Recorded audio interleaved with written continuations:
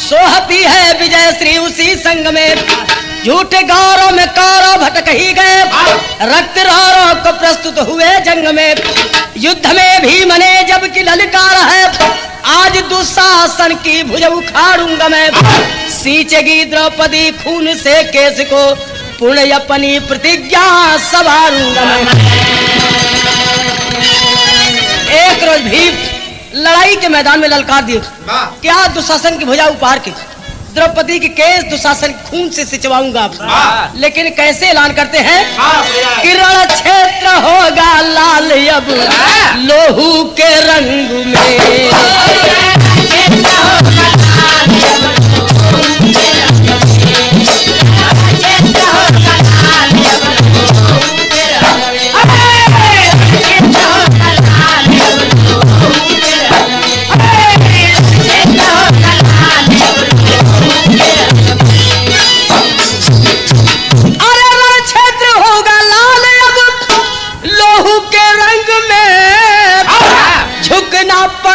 आज तो सुरपति को जंग में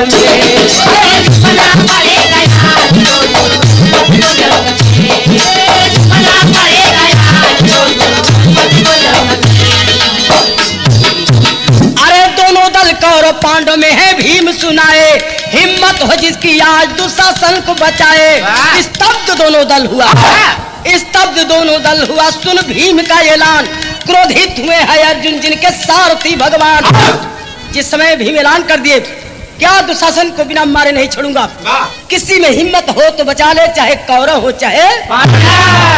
अर्जुन कहते हैं कि भगवान कुछ सुनत हुआ, कहे का अरे यह मूर्ख भीम हमको भी ऐलान कर दिया, मारूंगा इसको, ये सबका अपमान कर दिया। भगवान कहे पाओगे नहीं रण की अदा में, भगवान कहे पाओगे नहीं रण की अदा में, मैं खुद ही समाया हूँ आज इसकी गदा में।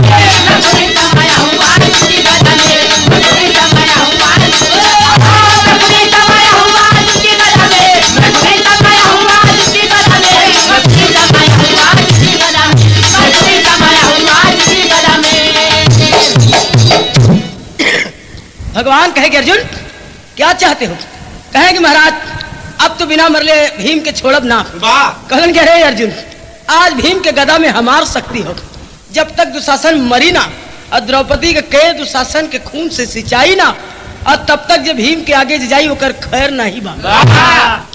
कहलन कहे प्रभु हम तो सोची कि भीम अपने बल पर बोलत हूँ, लेकिन जब आपका शक्ति गदा में समा गई तो भीम के अपन कार्यक्रम पूरा करे था। तनी बढ़ जा मास्टर, तरज बदल गई बाप। ये बिहार के ओझा लोग जब लवंग में लवंग सटा लेन तो गावे लेन कैसे कि अरे घुंघरू बाजे झाझर बाजे और बजे करतार हो, नौस जोगी मंगल गाँव नाचे बिरतिया माई हो।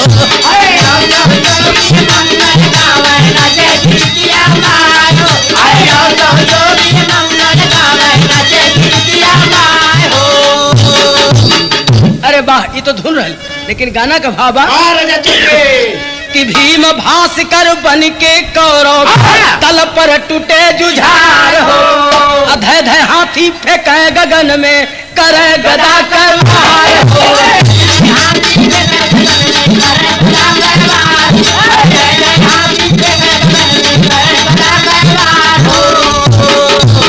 अरे करते करते विकट लड़ाई दुशासन को पकड़े जाई, कि ये प्रतिज्ञा पूरी दुशासन के भुजा उखाड़ हो। 80 चवाए द्रौपदी का केसिया लाल लहू के धार हो।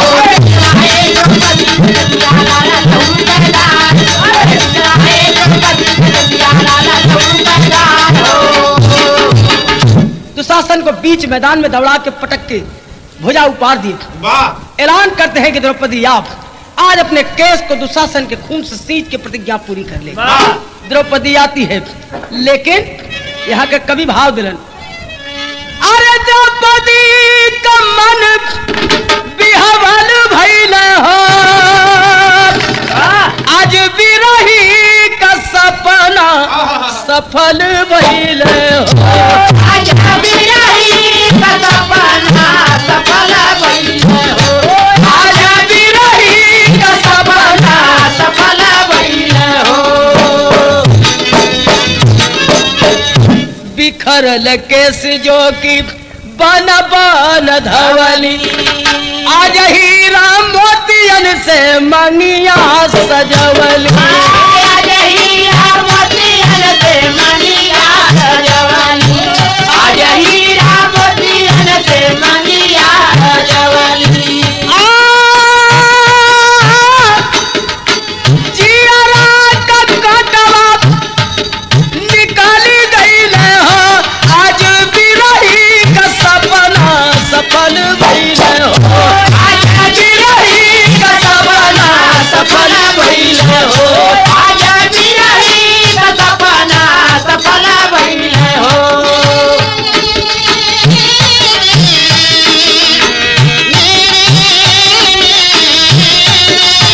वाह भैया वाह।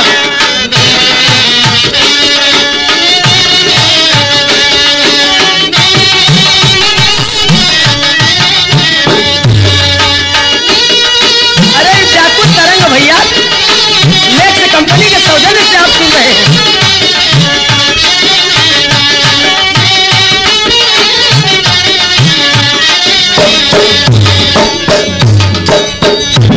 जिस समय द्रौपदी अपने केस को खून से सींच के शिविर में जाती है, भीम पूरे शरीर में खून पोत के बजरंगी रूप धारण कर लेन और कहलन का, अरे लेके गदा भीम ललकार रनवा में बीरवा हो, लोहू पोत सागरी बदनिया बीरवा हो, मोते सागरी बदनिया बीरवा हो, मोते सागरी बदनिया बीरवा हो। बीरवा बीरवा बीरवा बीरवा बीरवा हो, लोहू पोत सागरी बदनिया बीरवा हो, मोते सागरी बदनिया बीरवा हो। जाके दर्जन लगे कर्ण के समहनवा बीरवा हो, अरे आज हम बिगाड़ब तोहर पनिया बीरवा हो, आज हम बिगाड़ब तोरो पनिया बीरवा हो, आज हम बिगाड़ब तोरो पनिया बीरवा हो।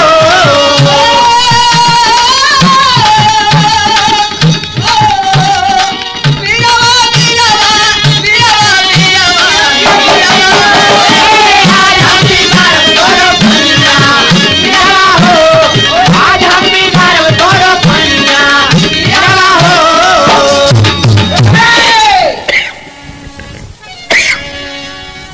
भीम भीम कर्ण के सामने जाके कहते कह रहे, कर्ण दुशासन तो मर गल, तेरी इच्छा है तू भी एक बार आजमाइश करके देख ले। कर्ण कहे कि जा जा भीम, ये दुशासन ना हमारा नाम कर्ण हो, जब काम पड़ी बाण विद्या से तो कुल सेखी भुला जाई, कलम तनी चलावता ना, दो चार बार देखी थम है मारे ललकार बड़ कर्ण बल करिया, भोजन भट्ट भीम तू का करबा समरिया है, अरे भीम को शिथिल देख पहुंचे है अर्जुन बीरवा हो, अरे भाई का पूजावे बहादनिया बीरवा हो, भाई का पूजावे बहादनिया बीरवा हो, भाई का पूजावे बहादनिया बीरवा हो। बीरवा बीरवा बीरवा बीरवा हो, भाई का पूजावे बहादनिया बीरवा हो, भाई का पूजावे बहादनिया बीरवा हो। कर्ण मारे बाण के अर्जुन भीम को घेर दिया, शरीर में बाण न लगा, लेकिन चारों तरफ बाण का जाल बना दिया। भीम घबरा गया। भगवान की शक्ति तो उतनी ही देर के लिए थी जितनी देर को दुशासन को मरना था। अब तो भीम घबरा गए कर्ण के बाणों के सामने। अर्जुन आके कहते हैं कि अरे कर्ण, भीम तो गदा के जानकार है, बाण का जानकार मैं हूँ, जरा मुझसे बाण विद्या का प्रयोग करके आजमाइश कर ले। अरे अंबर में जैसे छाई लालिमा, धरती सनी रक्त से उड़न लगी अरुणाई।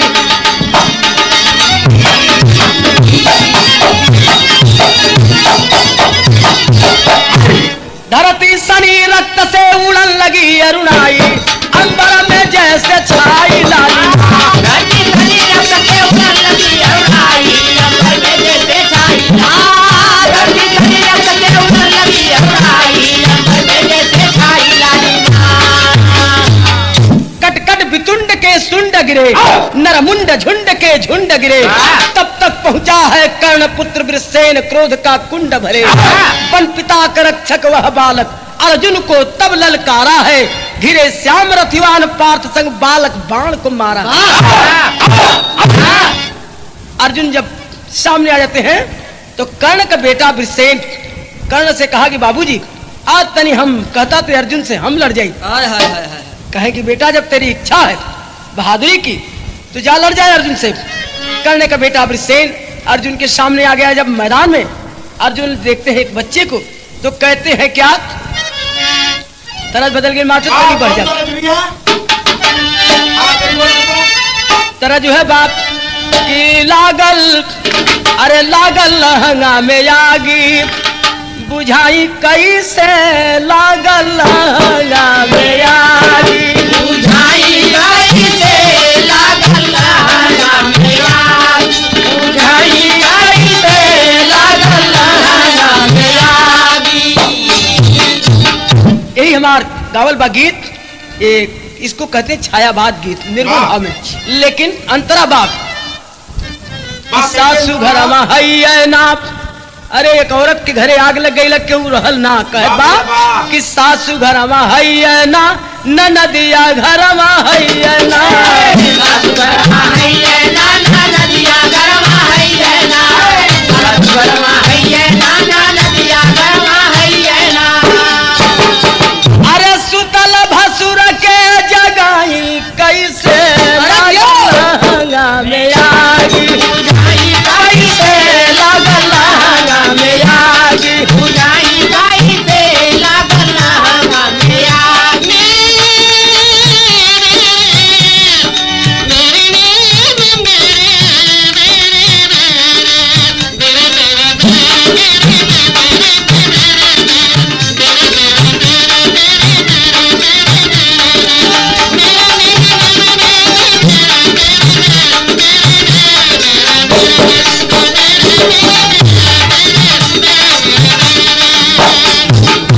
अरे वाह मास्टर वाह, मजा आ गया।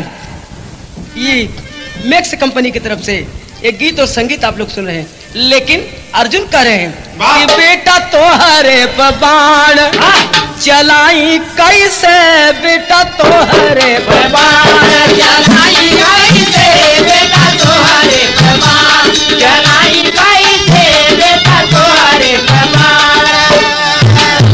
अर्जुन कहते हैं कि अरे बच्चे, तू बच्चा है और मैं वीर हूँ, बच्चों पे वार नहीं मैं करता, तो लौट जा। अरे छोड़ा रण खेला जाके खेला माई गोदिया। छोड़ा रण खेला जाके खेला माई गोदिया, छोड़ा रण खेला जाके खेला माई गोदिया। अरे फूलवा पर बजरा गिराई कैसे, बेटा तोहरे बाण चलाई कैसे, बेटा तोहरे बाण चलाई कैसे, बेटा तोहरे बाण। फूलवा पे, अरे फूलवा, अरे फूलवा पर बजरा गिराई कैसे, बेटा तोहरे बाण चलाई कैसे, बेटा तोहरे बाण। गांडीवधारी अर्जुन मेरा नाम है और बच्चों पे वार नहीं करता, वीर हूँ, वीरों से लड़ता हूँ। बच्चों पे वार तो तेरा पिता करता है। तोहरे बाप छलकारी अभिमन को डाले मारे। तोरे बाप छलकारी अभिमन को डाले मारी। तोरे बाप छलकारी अभिमन को डाले मारी। अरे बोला वह पाप हम कमाई कैसे बेटा तोहरे बाण चलाई कैसे। बेटा तोहरे बाण चलाई कैसे। बेटा तोहरे बाण। मेरे अभिमन्यु को तेरा पिता चक्राव्यूह के लड़ाई में 7 महारथियों के बीच मार रहा था, लेकिन मैं वो पाप नहीं करना चाहता हूँ जो पाप तेरा पिता किया। बोला है वृषेण गर्हो बहादुर, तो गांडीव का तेज अपने दिखावो।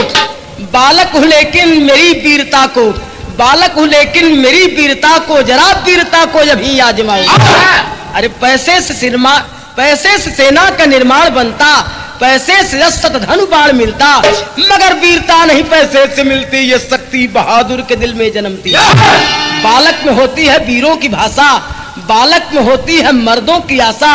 अगर मर्द हो तो अब जौहर दिखावो, अभिमन्यु का आज बदला चुकावो, वरना समर से अभी भाग जावो, फिर बन के हिजड़ा कहीं दिन बिताओ। अरे बाढ़ से बढ़ के साला मेहनवा कुलती नंदन हो, बाढ़ से बढ़ के साला मेहनवा कुलती नंदन हो। अरे धई के धनुष पर मारा सन बनवा कुलती नंदन हो।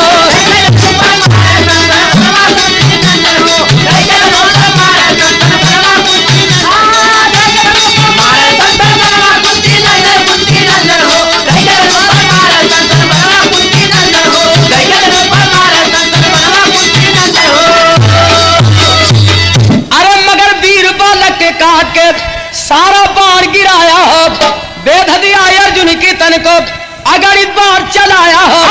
कहे कृष्ण धन कर्ण का ललनवा कुलती नंदन हो, हीरा के गोदी जन्मल रतनवा कुलती नंदन हो। हीरा के गोदी जन्मल रतनवा कुलती नंदन हो। हीरा के गोदी जन्मल रतनवा कुलती, हीरा के गोदी जन्मल रतनवा कुलती नंदन हो। हीरा के गोदी जन्मल रतनवा कुलती नंदन हो। हीरा के गोदी जन्मल रतनवा कुलती नंदन हो। मार मार के अर्जुन के बाणों को काट काट के अलग करने लगा। भगवान कहते हैं कि शाबाश बेटा शाबाश, धन है तेरी वीरता को, वीर का बेटा वीर ही है, हीरा की गोदी में रतन पैदा हुआ है। इधर अरे मरदे का पानी बाबू, अरे जियो आल्हा में प्रमाण बाप।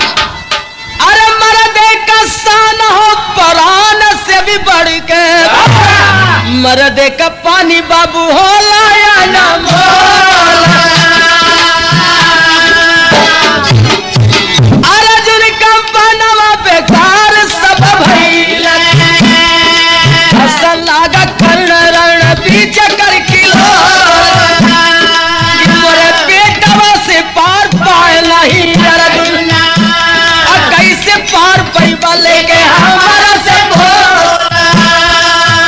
कर्ण ललकारा खखा के हंसा के, रे अर्जुन जो हमारे बेटुए के ना पौला तो हमसे कैसे लड़बा ये अर्जुन।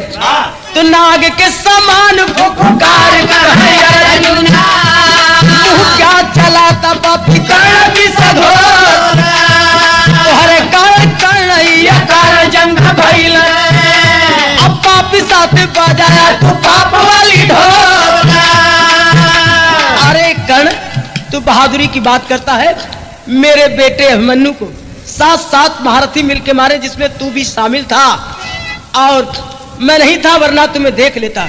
लेकिन जब ताना दे दिया है, तेरे बच्चे को तो मैं बच्चा समझ के छोड़ रहा था, ताना दे दिया है तो आज तेरे सामने तेरे बेटे का न मारूं तो अर्जुन मेरा नाम नहीं।